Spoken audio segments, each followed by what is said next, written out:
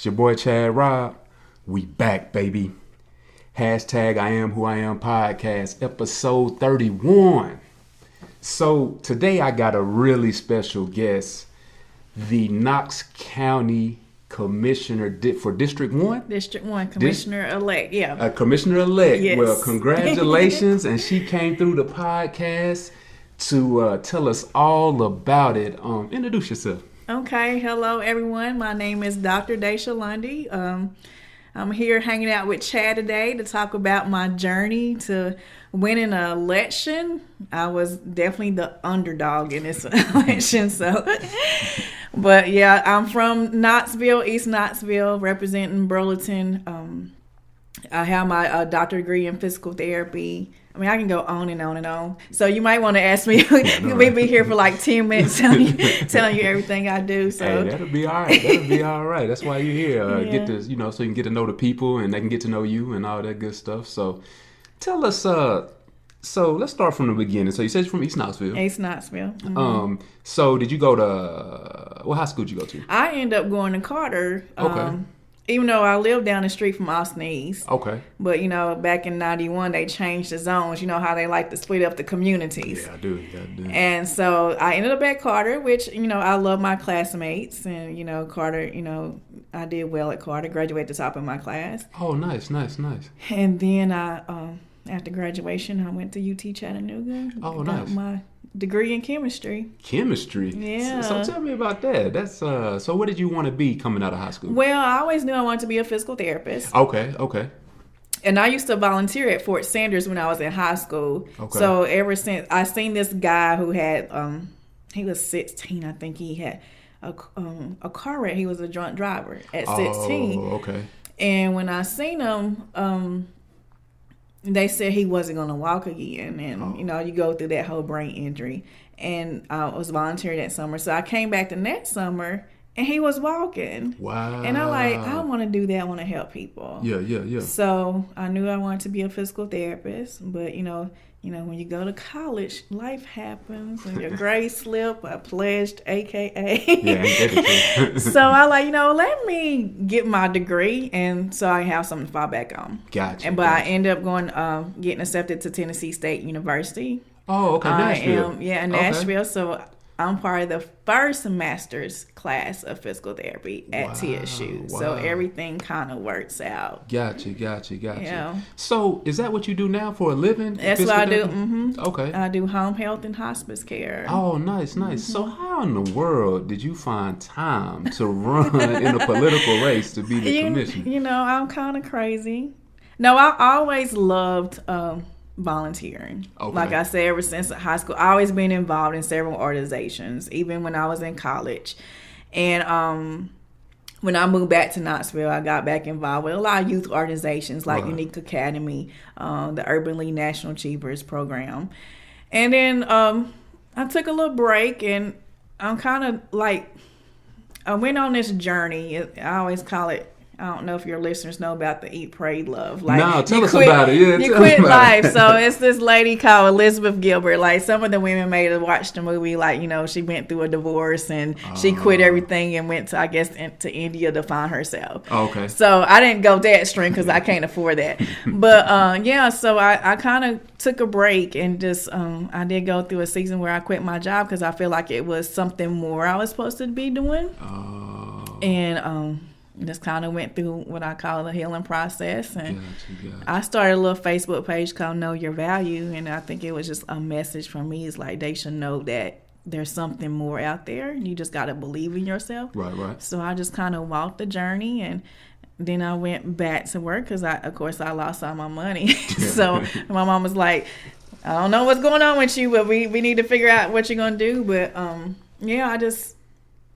I love community, and my concern is why, where it's mostly black people, why is it so poor and blighted? Yeah. So I just started asking those questions. It's why can't we have more stuff? Mm-hmm. So that's when I got back involved and became president of my neighborhood association and trying to figure out how we can build community because we have a blighted business district.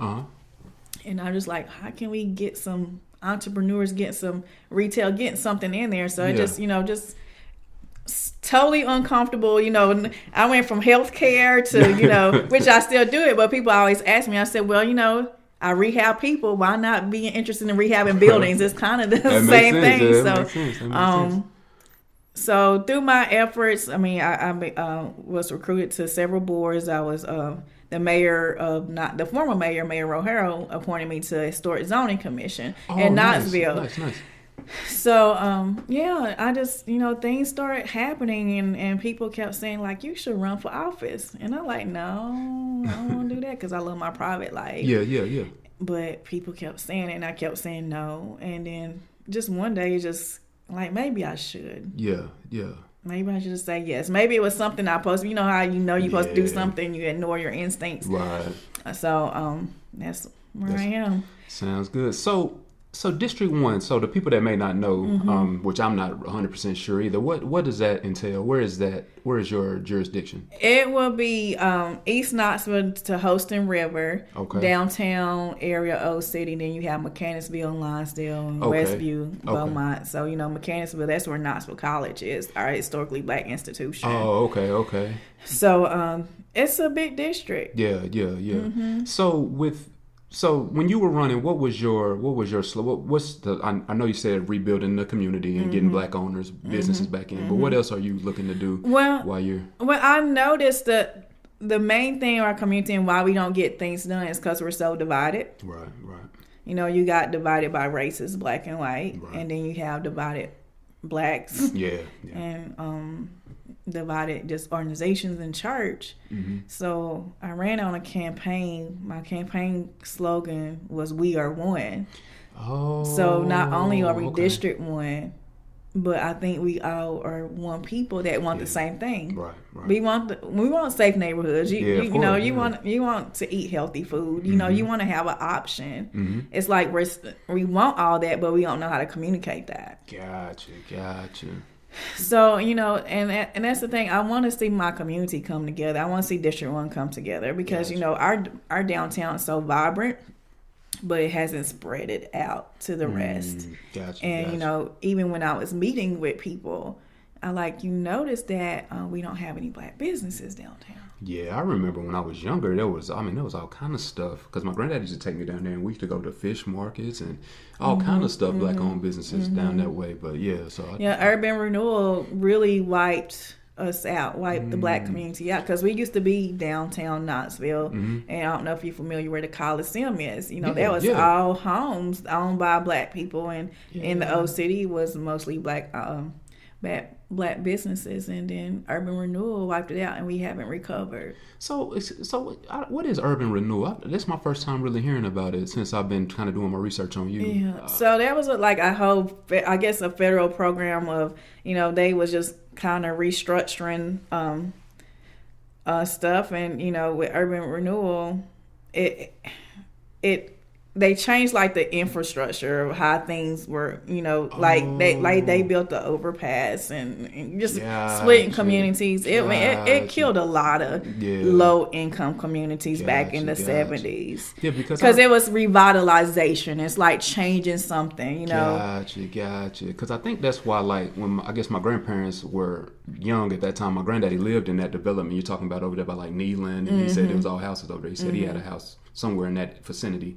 And he said he came over here to work at the plant and moved to Alcoa from Knoxville. I guess he didn't really mention that, but I'm assuming that's why, because they started moving them out. Yeah, moving out. Yeah. So, and my fear is, housing prices are going up. Yeah, it's crazy. And then, I don't want urban renewal to happen again. Because now you have a new federal program called Opportunity Zones.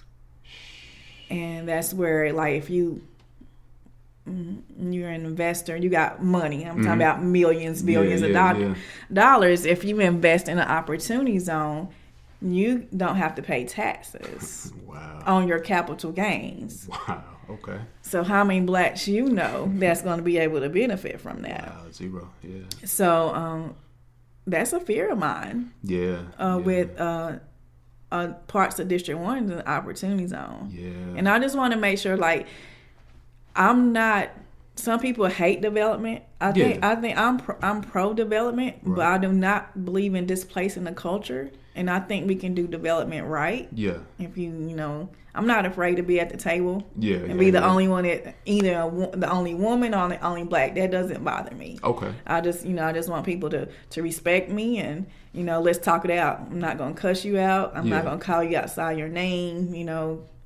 I just want people to benefit and not be fearful of losing. I understand. Their homes. So why do you think, as black people, we how can I say this? So like, how come we are always seem to be the have-nots? So you go back in time, you say black businesses are booming, we got black businesses everywhere, then they break us up. How come once they break us up, we lose our way and can't kind of recover?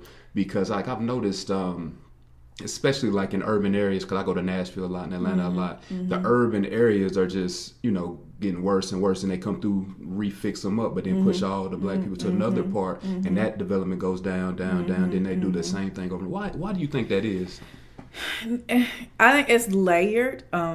First of all, you have that generational wealth gap, from slavery. Like we haven't, when we came out of slavery, we was, running for office then and building community and, having successful businesses. And then Jim Crow came in. Okay.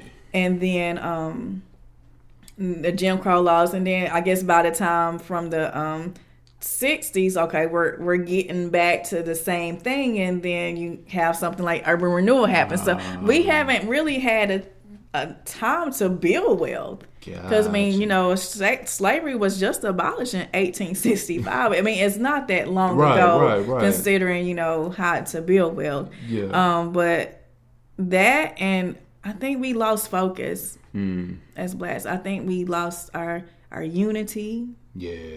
I think we lost believing in ourselves. Yeah. We lost our faith. And I think people just got to the point that we're fighting for crumbs. Yeah. So we start backstabbing and stuff. So I think we're gonna have to figure this thing out so we can win again. Yeah. I always tell my friends that it's time for us to take dominion. There should be no reason, because one thing about when I started this journey, I always thought it was a race problem. Okay. And it is, and race is part of it, but I do work in Cobb County, which is a rural area. Okay. It's mostly white. Right. Yeah, I've heard of it. It's poor. Yeah. It's one of the most distressed counties in Tennessee. Oh. So I okay, so poverty is not just a race issue. It is a have-not issue. Yeah. It's not just blacks are poor. I mean, you have a whole county that's poor. So it's just, I think we just have to do more of advocating and really realize, that we deserve a whole lot more. But, when you only have the top, I guess, 2% or 1% making these decisions, they just keep making money, and we still broke and struggling with healthcare and eating right and transportation and all that stuff. So right. So it's taken me through the past couple weeks for you. So when was the election? Election was just past Tuesday, March 3rd. March 3rd. Very emotional time, because 10 years on that day, I lost my grandmother. Oh, sorry. So 10 years ago, and I remember watching her. I watched her take her last breath, and me and my grandma, that was my girl. Yeah. So when I knew I was going to run, I called my mom. I said, March 3rd is election day. That's the same day Nanny died. Because I felt like when she died, I felt like her spirit came to me. I feel like some kind of power came to me, because she was a feisty woman. She didn't care what people thought about her. She just lived her life. And I just feel like, as a young woman, we struggle with that, struggle with your confidence and stuff. So I feel like she was just handing that over to me when she died. So I knew it was something special about March 3rd. I how weird is that? How crazy is that? Is that destiny? You go through all these emotions. Can I win this thing? But the past 2 weeks, very stressful. But I didn't even watch my results. We all my watch party was at a local black-owned business, Extreme Sports Bar and Grill in East Knightsville. So my friends came out, found me out. They have the TV, the results coming in. Yeah. And I'm like, I'm not watching. I'm turning my head. They're like, they should watch. I'm like, I'm not watching. But it was fun. And people kept saying, you won. I'm like, did I really? They like, you won. I was still in disbelief. And I think I went home that night and still like, wait a minute. Did I really win something? Like, because I won against the incumbent, someone that's been in that office, and she had more name recognition than me, and of course she had more knowledge about commission duties than me. Right. Because she has the information. She's been living in that for the past 4 years. So very nervous, but I'm still processing everything. Yeah, I bet. I didn't realize till the next day that somebody texted me and they like, Dasha, did you realize what you did? They like, you won your first race. I never ran for office before. Okay. I didn't have a campaign manager. I was kind of my campaign. I didn't know what I was doing. Wow. I had a team. I had a strong team, and it was just random people. It's just like people just started coming to help.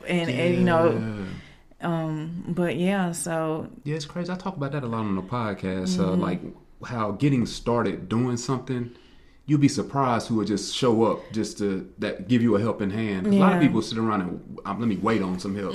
But like I give you an example. Like if you ever notice somebody on the side of the street, if you see them sitting in their car or on the phone, people just drive on by. But if they're outside pushing the car, everybody, hey, you need some help? Stop. Hey, can I help you? So once you get rolling, it's crazy what happens. And that's the big part because, I'm a woman of faith. And plus my mom always told me, she's like, if you wait on people to do something, you will never get anything done. Right. And that was always instilled in me. Yeah. And, but when I started off running, I thought I had a team and people fell off. Yeah. And I was like, okay, I'm very stressed. I lost a lot of weight. I was like, okay, God, did you forsake me? Yeah. But once I just kind of relaxed, I was like, okay, let's get focused. Don't be mad at who left. And it's crazy. It's just people that I met never just hung out with. They know me from something, but we never just built a relationship or anything. Just started calling and like, we want to help. Like, let me do this, let me do that. Because of course I never run a campaign, so I didn't know what needed to be done. Right. And people just like, well, let me do that. And I just feel like, God and sent me people. Yeah. It's because you got started. I got started and I trusted the process. Yeah, trusted the process. And that's really hard for people to trust the process because, we're scared of failing. Right. And I told my mama because she, people's like, what if you lose? I said, if I lose, I go back to being me. Like, it doesn't matter. And, and that's why, like, at the end of the day, the message is out there. We are one. Like unity, just really just showing that we need to get this stuff together for our community. We need to build our community. And if that's all I was supposed to do in that, then fine. I'll still be involved. Right. So that's how I felt. People think you would go through depression if you lose. I said I didn't lost a lot, but I just kept going because I just realized a loss. You learn from it. Exactly. And then it's probably something better. Yeah. It's just like, I think that's why people are so fearful of getting started. Like you said, it's like, we have pity parties. I mean, it's wins and losses in life, right? So, and it's okay to be upset about a loss. I mean, I've lost plenty of times. And, same thing with this podcast. I mean, I had people say, hey, let's do this. And then weeks go by, months go by, and then you still hadn't even got started. Right. So it's just, sometimes you just got to get going. But so if you could talk to a young woman out there, a young lady, out there now and wants to get into politics and doesn't even know where to begin. What first steps should a person take? And it could be a man too. Should they take to even get involved in running for their commission or running for, something? I think it's just really just stepping out and just following, like just joining organizations. So what type of organizations? What do you mean? Like, I started, with my neighborhood, but even like high school, I was involved with this program called Black Achievers Program. So it's for the high school students, and we used to volunteer. It's just step out and help somebody. Oh, okay. You know what I'm Okay, saying? okay. And see what doors open. Gotcha. So I mean, I always been a person that loved to help. I mean, I Yeah. jumped in. So if it's a community cleanup, just go meet people. Gotcha. You know, that's what people think you have to do something so huge. Right. And that's what I thought. Yeah, I just have a helping spirit. You know, just always helping. Just people want to be around people who are positive. So things, you attract stuff to you. So I think if you just hold on to the dream and hold on to the vision and just walk it out and don't feel like you have to, do something extravagant. Just do whatever your heart leads you to do. Right. Sometimes it's just giving clothes away to the homeless, or maybe it's nothing extravagant, nothing you have to advertise. Right. I want people to be more intentional about their path. Gotcha. And not be fearful of what people say. Gotcha. So, because I never thought I'd run for office. That was not my dream in life. Like I never thought I would be here. Yeah, but the doors open. Just kind of open because that's how your personality is. Yeah, let's go help these, help this, and then you just meet people, networking. And, wow. Yeah, and cool. People, I forgot to mention, I am on the board of Knoxville College. I'm the vice chair of the board, and people seen that, and movement starts to happen. You got to have the right team. It's so much. We can probably talk forever, but just starting with yourself, starting with believing in yourself and knowing your value. I have this. I say I have that Facebook page, Know Your Value. Facebook page, but it's like Know Your Value, Walk in Purpose, Change the World. Gotcha. So I was reading on Black Enterprises, and you were a homeowner early. At 26. 26 years old. Wow. So talk to me about that, because I know a lot of people are scared to take that risk on home ownership and buying property because, you see this 30-year mortgage or whatever the case may be is it's scary. You commit. That's a commitment for real. And I try to tell people all the time, hey, you live in an apartment, you still making a commitment. You got to have somewhere to stay. Right. You got to forever. You always going to have somewhere to stay. So why not be paying on something that you can sell one day versus paying on something you just got to move out and leave it. Right. And then somebody else is going equity. No equity. So talk to me about what made you take that leap and. Well, I came back home from Nashville. Okay. And I moved in with my parents, which I always say that's depression. Okay. So how old are you at that point? When I moved back from Nashville to Knoxville, I was 25. Okay. And I knew when I came back home, I wanted a house. Okay. And the reason why I knew that, because I was at church in Nashville. You know how people give their testimony on Sunday? Yeah. And there was a girl who was 22 who bought her first house. I was like, wait a minute. You can be 22 and buy a house? Yeah, I know. You know what I mean? Crazy that I just didn't think that was possible. Oh, yeah. And, me being single. Yeah. And I'm like, I'm going to buy me a house. Yeah. And when I just said that, I'm just going to buy me a house. And when I moved back in with my parents, and I just started saving, buying a house, and I didn't know where it was going to come from. I had a realtor, I had to fire him because, some people don't want you living in East Knoxville because I was very Pacific. This is where I want to live. Right. And, people devalue our community somewhere. They're like, you should live out here. No. Yeah. I know where I want to live. Right. So I just, I got rid of my realtor, and I just started driving and looking on the internet, and I found my house. And when I seen my house, I seen it, and I'm like, that's my house. Like, know how you know? Yeah, like, you know. Yeah. And it was a for sale by owner. Mm-hmm. And I called them, and I met with them, and when I walked in this house, I said, this is my house. Yeah. And I couldn't afford it. Oh. It was I think they wanted 110. My budget was $100,000 for the house, and they wanted 110. And I left there, and I told them thank you, and I'm grateful. Thank you for letting me come see the house. And I told them couldn't afford it. Somehow we got reconnected. They we really liked you, and we want you to have our house. What can you do? Wow. So I oh my gosh. Yeah. And I said, well, I can pay 97. I lowballed it a little bit. Yeah, no doubt. They like, no, that's too low. I said, what about 100? They like, we take 100. Yeah. And they said they wanted me because they said they rather have a good neighbor to their neighbors than have the money. Wow.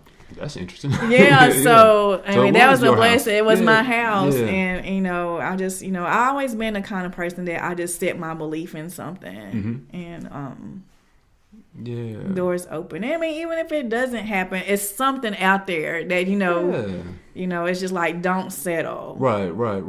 And but yeah, so that's how I became a homeowner at 26. Wow. I'm still in the same home, and I love it. That's what's up. And then you get so much discouragement when I bought my house. People like, you're never gonna find no man wants an independent woman and all that stuff. That's crazy. So women, don't listen to that. Buy your own house. No. My pastor always said, get your own stuff now. Do not wait on anybody to take care of you. So yeah. I mean, you just never know. So you get married. Y'all move into a new house. You still have this house. That's money. And I can rent it or I can sell it. Yeah, either way, it's income or money. Income. It's like a bank account. That's what we need to see home ownership is a bank account. Yeah, it's a bank account. Yeah, because housing value is going down. I don't know how much my house is worth. I'm not trying to sell my house, even though they send me the papers in the mail all the time. Well, that means it's about to go up. Our community is going up because houses are going for $300 now. Yeah, exactly. So the longer you hold it, the better, the better to be. So I'm grateful that I bought at that time. And not listen to everybody. That's why it's like you should never listen to anybody. Nobody. Go with your gut feeling. Trust your instincts. Yeah, no doubt. So to kind of change subjects, what kind of music you listen to? I'm an R&B girl. R&B girl? You listen to any rap music? I'm a juvenile girl too. Okay, juvenile. Okay. So back that thing come up, it's like get the jumping. Yeah, that's what's up. But I'm more R&B. Okay. Old school. I do not know any new school rappers right now. I don't know any of them. I am 40, so I feel like I'm so uncool right now. Yeah, nah. I need some young friends, honestly, because I don't even know who's popular. I'm like, I want to be popular again. I want to know who's the hot rapper, because I have no idea who's hot on the block right now. The juvenile. Still to me, but so if you could rank your top 5 R&B artists, man. 5 being the least and 1 being the best. Oh man, who would you roll with? Who would you when you on your campaign trail, getting hyped up to talk to the people? What you put in the day? Well, I mean, my hype person, I love Beyonce. That's my number one. Okay. I love B. Y'all know B empowers us. Yeah, she's dope. Yeah, she's dope. I went to Jay-Z and Beyonce when they were in Atlanta. Me too. Last year, August. Yeah, something was like it 2019? It was 2019. Or 2018. So maybe it was 2018. Yeah, I think it seemed like it was just yesterday. Time flies. Yeah. The Mercedes Benz. Yeah. I was there too. Yeah. And I was looking. I wanted to hear Beyonce. I was like, Jay-Z, man, sit down, man. You sing according to let Beyonce sing them songs. But Beyonce, I'm a big fan. Definitely. A big fan of Beyonce, and then I listen to a lot of PJ Morton. Okay. He's out of New Orleans. Okay. Yeah, I don't think I've heard of him. I have to look him up. You gotta look PJ up. Yeah. Really, he is soulful. Soulful R&B. Yeah. Okay. Nice little, just chill. Yeah. And there's a new guy I've been listening to. I can't even think of his name now. That's terrible. We just passed that one up there. I have a friend who sings R&B. His name is Alvin Garrett. He's Birmingham. Yeah, Alabama. After the show. He has some nice stuff. Yeah, he got some cool stuff. So I listen to him. That's what's up. Trying to think who else. You didn't put me on the spot. Yeah, that's what it's about. That's why we asked the question. Yeah. I'm at 3. Oh God, somebody help me. Let's see. Who else? Somebody has. I love Neo. Yeah. Neo, which I haven't I don't know if he has any new stuff out. I think I heard something about 15, 16, I think. Yeah. But yeah, I still listen to his old stuff too. Yeah, I listen to a lot of old stuff. Yeah, like Neo. Yeah. Did you go to that concert? I guess last week in Nashville with all the old school singers. No, Keith Sweat and, I wish I wanted to, but I was in election, so I was stressed. I was hiding, oh God. Yeah, no, I couldn't think of the date. What's today? The 7th? Yeah. So I couldn't tell if that. So I guess that was on 4 days ago. Yeah. Yeah. Well, I can't think of anybody right now, but with the "We Are One," I got that from that Frankie Beverly and Mays. We are one. Yeah, it's a good message. Yeah. So talk to me about that slogan. When I was kind of looking it up, man, I was thinking like we are number one. Mm-hmm. I wasn't even thinking we are one. Yeah, as in District 1. District 1. Yeah, I didn't catch. I didn't peep game. Yeah. So how are you plan on getting? Because I know it's going to take a generation of people. Because for some reason, I get it. That's just kind of how we were raised, black people. We want to be the cool, we want to be the flies, we want to be the best. So other black people are competition. We much rather help somebody of the opposite race versus help our brother. Others, yeah. Which is weird. I never understood. So how do we change that mentality? I think, just kind of respecting people and just being a sense of encouragement because, we have our PhDs in hateration. Wow. Really bad. Why is that? So, I don't know. Like I said, maybe it's the fighting of crumbs. Maybe it's like, that competitive spirit. Like it's only like $2 in the pot and we're just trying to get a penny or something. I'm not sure because, but I'm just hoping that I can at least sow encouragement to everybody, even my haters, and that's really hard. Really just people come from a place of hurt and pain, and we got to realize that. And I told my mom, so many people criticized me, like people that was close to me criticized me once I put my name in a hat. And so how do you deal with that and keep pushing? Because I know it's crazy to me that the people that know you personally don't encourage you at all, but then a complete stranger will give you just a little bit, and that goes so far because you like just looking for any type of like encouragement to keep pushing. So tell to me about them emotions because I know that's got to be tough. Oh, it was a lot of days of just like crying and like, okay, what is going on? But it's just like, okay, my faith jumped in. Yeah. My Bible reading increased. It's my devotional time. It's just like, okay. And I feel like God reminded me of Jesus. He like, you remember Jesus was getting hung on the cross and everybody left. And they didn't watch Jesus do all these miraculous things for the past 3 years. And it's like, I was like, okay, God, I remember. Thank you for reminding me. Right. And I just kept believing because I know my level of faith is a little bit different than most. I always just been a believer of something bigger out there and just trusting the journey. Gotcha. I'm getting back. First I want to hand out like how you want to go off on people. Oh yeah. But tell me about it. Once I kind of recenter, I was like, okay. Everybody don't have faith and everybody don't understand. Right. And so what we don't understand, we tend to criticize. That makes sense. Yeah, that makes sense. And we think, you're doing something wrong, but it's like, no, Yeah. So quit never crossed your mind?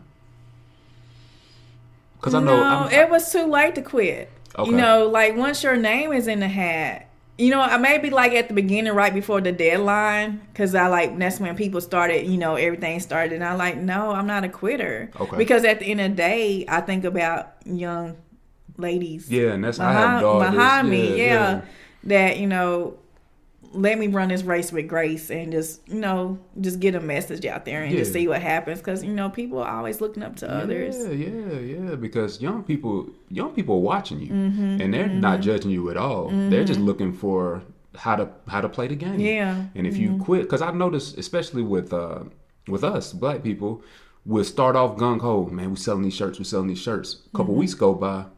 Hey, man, you got some shirts? Nah, I don't got any shirts. I quit selling shirts. Well, dang, man. You told me no last week, so now I quit. So when it gets hard for some reason, and heck, it's been times with this podcast, I'm like, man, ain't nobody watching, ain't nobody tuned in. And then, like I said, somebody just come, hey, man, I'm feeling what you're doing, man. Keep pushing. And that's just enough just to make it to the next week. But I said all that to say sometimes you just got to block all that noise out, whether it's good or bad, and just keep running your race. And just keep going. Because you just never know. You never know. And we like you said, when the times get tough, that's where you grow. That's what, you're not going to grow when it's easy at all. Exactly. My development process really, of course I had hard things go through life, but when I quit my job, I didn't work for like I think 4 years. I have to really think. I quit my job in November. Somebody do the math. November 2012. Okay. And I went back September 2016. Wow. And I knew that was part of my path. I felt it. And times did get tough. But I just continue to believe. I say, I know I have a purpose. I know I'm supposed to be doing something. Right. And I just pushed through. But yeah, you kept pushing. Yeah, you got to keep pushing because that's where you get your strength and your power from. Yeah. And even this past 2 months, I feel like I'm so much stronger. Yeah. It's crazy how that works. And so much wiser. Yeah. Even though I feel like I was getting crushed. Yeah. But I feel like God was just continue to work on my heart and just really just focus on, helping me be brave and bold. And because, I was scared about the message. Yeah. I didn't know how it was going to be received, but, I know it's a mission that's bigger than me. Yeah. Yeah. And I think we are all called to help people in some kind of way. Yeah, no doubt. And that's what this podcast is for, just to kind of give a little hope. Like, you ain't got to go to work, hate your job all day, come home and go to bed, do it again tomorrow. You can still chase, have passions, still have dreams. Success only comes when you put in what they say. Is it 500,000 hours or 10,000 hours or something like that? Yeah, it's when you get growth and stuff. Like people, but that's the thing. People see the end of the street and don't want to start walking towards it. Just want to sit and just look. Oh, it's down there. Yeah, we want stuff to be easy, but I think once we get out, stop focusing on us per se. Yeah. And sow into others. Yeah. And then you reap back what you want. Yeah. And spread the love because we have so much hatred in the world. Right. Hopelessness. Mm-hmm. Just be used to, uplift people. Yeah. So what's next? So you commissioner now. Then what do you see yourself in 10 years? Ooh-wee. Well, you let somebody else tell me they think I'm going to run for mayor or governor or something like that. Let's just slow down. Let me get through this first. I'm still trying to recover. Because I've been calling you the mayor for a couple of days. Stop it. Yeah, it's crazy. I'm like, the mayor coming through. I'm like, no, it's not the mayor. It's the county commissioner. So, you know what? I'm just going to just walk the path. People keep saying, what's next, and people kept saying, oh, she's gonna be the president. I like the president. I'm like, well, I could be the first black woman. Yeah, we need to stop saying that we can't. That's the thing. That's why I'm very careful about when kids say I'm gonna be this. I'm like, yes, you are. If that's what you believe, you're gonna do it. Yeah, put in the work. And you do it. Yeah, so you just never know. I think I'm at the point in my life that I'm just gonna see what doors open. Gotcha. But I do know that a big part of me is helping people. I can dig it. Mm-hmm. And so however that looks, whatever God has me to do, I'm here. Okay. So I may be mayor since that's what you think. Well, maybe you calling it out before I even know. Because even Jermaine was saying, he was like, the mayor coming through? I said, I'm like, I think he's the mayor. That is so funny. So yes, that's so hobbies. What do you do for fun? What does a sleep? I can dig that. What I do for fun? Netflix. I work so much. Right. When I get to lock myself in the house, that's my fun. That's Netflix. What show you watching? That Who Killed Malcolm X. Yeah, that is cool. And I still haven't finished it, so we can't talk too much about it. But finished it either. But any funny movies, comedies and stuff.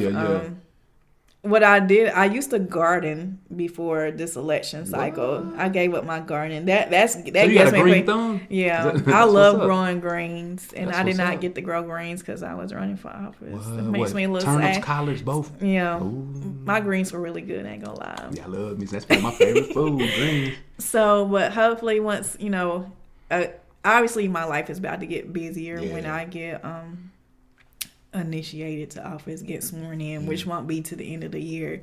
Okay. But right now I'm taking a little rest break. I did come out of hibernation just to, kick it with you today. I appreciate it. But, still meeting people, just kind of getting to know the community, getting to know folks. And, just making sure people know that I'm supporting them. And, I'm willing to hear and listen to them. So Gotcha. But, so talk to me about, so you won't get sworn in to the end of the year. And you said you're the commissioner-elect. So for us that don't know about politics, in depth like that, what exactly does that mean? So I won my election, but the current commissioner still has to finish her term. Gotcha. So her term won't be finished to the end. Gotcha. And I do have another race to run in August, but I'm still like the front runner. You know what I'm saying? So people still have to come out and vote. Gotcha. But I'm still, So do you show up on the ballot when we vote for the president? No. Okay. The president would be in November. Okay. So mine will be in August again. Okay. Cool. So after you're in office, then like what's your first plan of action? Really just build that relationship with the other commissioners. Okay. And get acclimated. You go through orientation and stuff like that, and that's the main thing. Yeah. Just building relationships with people. Gotcha. Because you can't really get anything done by yourself. Exactly. Yeah. So I really want to concentrate on building relationships, and then a big part of my platform was revitalizing that business district, Burleson, and figuring out. I feel like it's just a puzzle. Yeah. How can we make this work so everybody wins? Because I believe everybody can win if we just share. Oh yeah, you gotta share. And can see where everybody can have a people want money. So it's just like making sure they can put money in their pockets so they can pay their bills. As far as especially our entrepreneurs or small business owners, just really, it's so much to do. But like I said, it's just really building relationships and getting teams together. It's like, okay, because I know people are very passionate about housing and entrepreneurship and development, and Knoxville College is a part of my platform. Gotcha. So what is your term? Like, how long would your term be? 4 years. 4 years. So it is a 4-year term. Okay. And then so in 4 years, do you run again for the same office? If I want to. If I want to. So what is the person that's leaving the commissioner now? Where are they going to do something else? Are they moving? I'm not sure. You're not sure? Okay, so you haven't met them? Or? I haven't. I know them, but I haven't spoken to them since. Gotcha. I was just curious, kind of like what's the, is it kind of like the corporate ladder? Or is it like just kind of choice by choice? I think it's just more about, it's not a corporate ladder. It's just more of, it's the opportunity to serve your community. Gotcha. The people vote for you. Gotcha. Some people do 1 term, some people do 2 terms, and they go back to their regular life. Because it's not something that's a full-time job. So I would still have to work. Oh, okay. So that was another question. I still have to work. Oh, okay. To pay the bills, but gotcha. But it's just it's servant leadership. The main thing you're voting on, like, where to allocate the money. Yeah, so that's huge though. That's huge though. Yeah. So that way that explains why you want to get back into black businesses and get them back up. Yeah. I got you. That makes a lot of sense. And some things, I realize that the office I'll be holding is bigger than, yes, I at the decision table with funding and how we use land and development. But like I said, building those relationships with other people, just, having that position of power is like, look, I can probably call somebody like I'm Commissioner Lundy. Like, they're going to answer my phone call versus just me being Dasha. So, just really looking forward to, like I said, building relationships and see what we can do to help folks. Gotcha. So, I know you got a lot of stuff to do, so I won't keep you all day. But I do want, so for the young kids coming up and, scared to leave their city to go to school, because I notice, especially here in small communities, you'll see the same people stay in the same place forever. And I don't know if it's fear of leaving and getting out of the... So I'll give you an example. When I was a kid, I remember being my daughter's age, and my mama used to drill in my head all the time, you're going to leave the city to go to school. You're going to leave the city to go to school. You're going to leave. Wherever we're at, you're going to leave. And so when I got older, that's what I did. I went to Florida. I went to school, and it taught me to be a man. Then I come back home. you know, I'm not in the same circles of what I was, you know, I'm kind of growing up, which, you know, a lot of people look at that as, I don't know, forgetting where you came from type of, you know, thing. But it's not that. It's just that I can't be sitting at the house playing video games all day with you. I got to get work, build a legacy, get money, you know, do this, do that. So what advice would you give somebody kind of scared, especially a woman, you know, scared to leave the house, you know, they can go to any school they want, but they choose to go to, you know, and nothing's wrong with Pillar City, but it's just local. They choose to go to a local school and stay in the same circles of people in the same situation, look up and they're, you know, 35 and still in the same situation. Yeah, because I think we do that because we're scared to be by ourselves. And then not believing, and you know, of course you want to be a part of the crowd. Yeah. And I always felt like I was different, even since I was a little kid. I never I had friends, and you know, you have your cliques, but I just felt like I was just always an outsider. Right.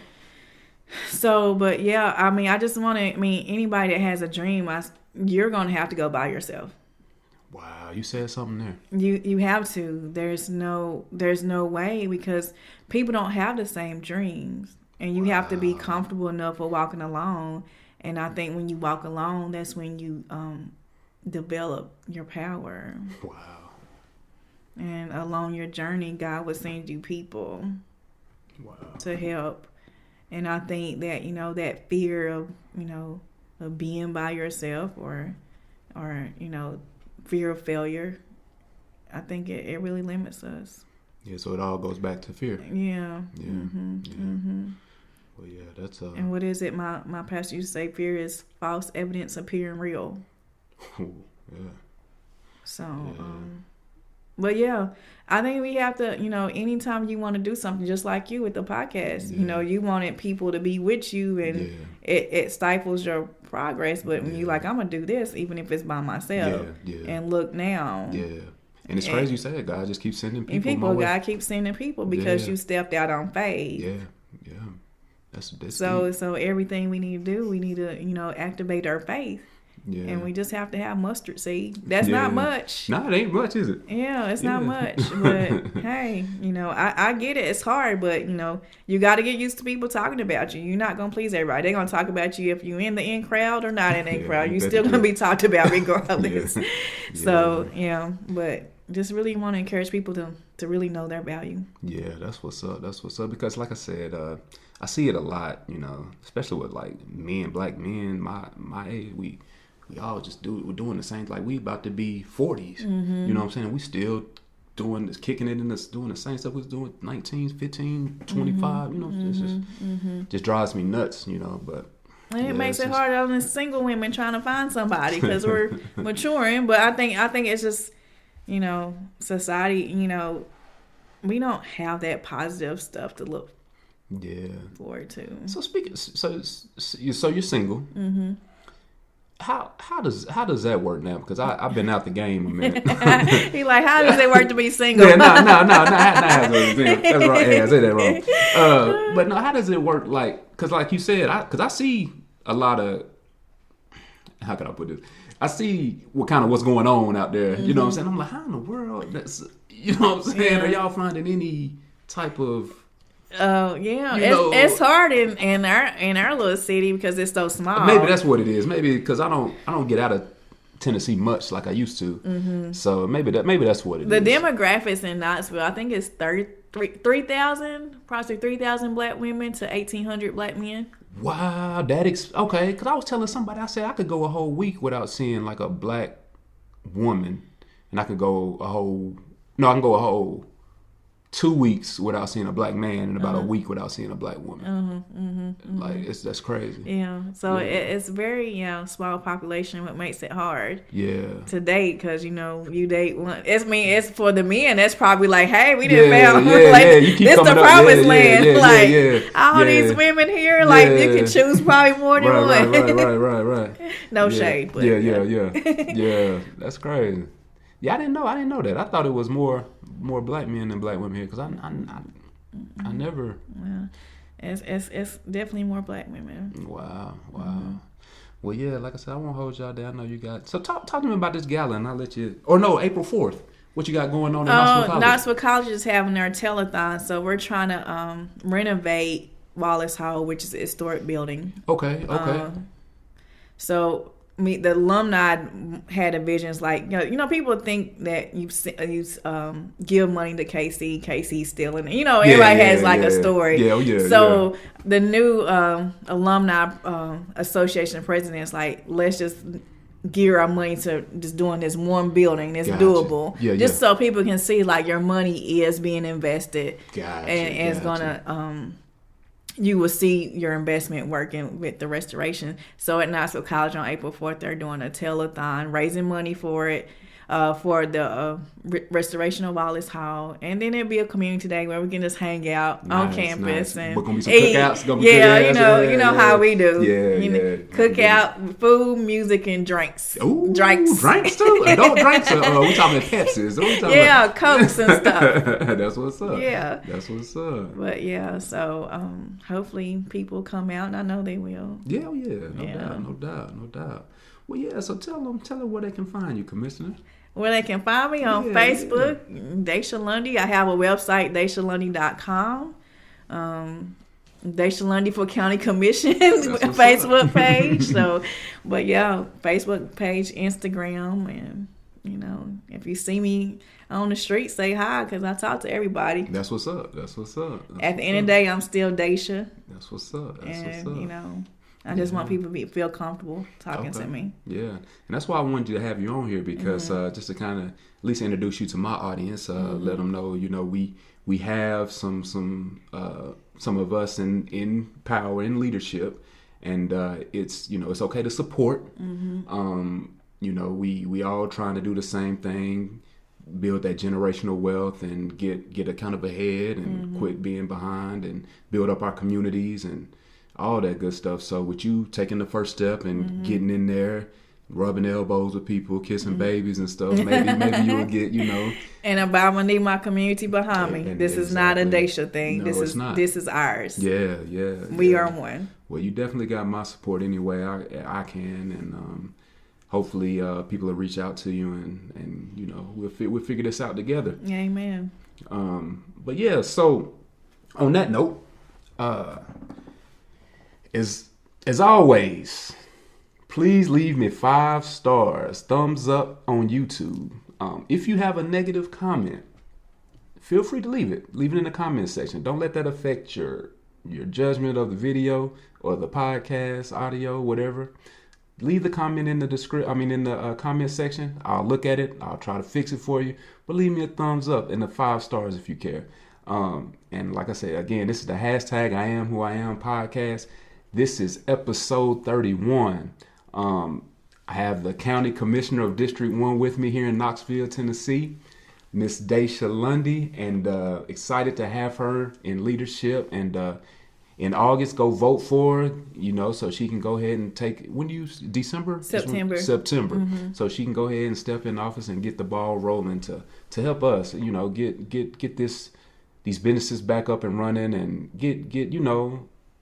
get us some spots and some stuff going, so that we can get together and we can mingle with each other, so then the single people and married can meet each other, and versus having to run into you at the gas station, get lucky, or social media, however we do it. So, but anyway, on that note, as always, I'll be back.